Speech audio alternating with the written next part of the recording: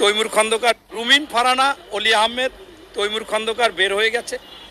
ভাই এরা তো ছোট, এদের চাইতে কি আপনি দেখেন না প্রেসিডেন্ট বদরুদ্দোজা চৌধুরী, দলের মহাসচিব ছিল ওবায়দুর রহমান, ব্যারিস্টার এই নাজমুল হুদা, এরকম তো অনেকেই চলে গেছে, দল গঠন করেছে। সেইখানে আব্দুল মান্নান ভূঁইয়া, আপনার হচ্ছে কি এই জাদরেল নেতারাই যাই দেখছে।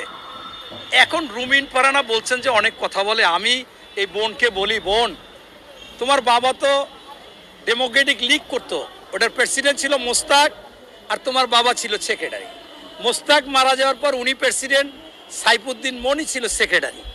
তোমার বাবার দলটাকেই তো তোমার করা উচিত ছিল। তুমি যখন করনি, এটা বোঝা গেছে যে তুমি একটু লোভ আছে, তুমি বুঝতে পেরেছো যে এই ডেমোক্রেটিক লীগ থেকে জীবনে মেম্বারও হইতে পারবে না, সেহেতু তুমি বিএনপির সাথে লিয়াজো করে আস্তে আস্তে গেছো।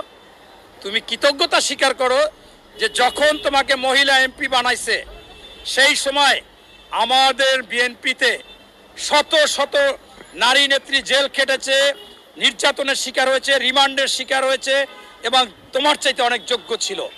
যদি আমি পাপিয়ার কথা বলি, আমি যদি বলি শিরিন আক্তার, এরকম অনেকেই ছিল, কিন্তু তারপরেও চিন্তা করেছে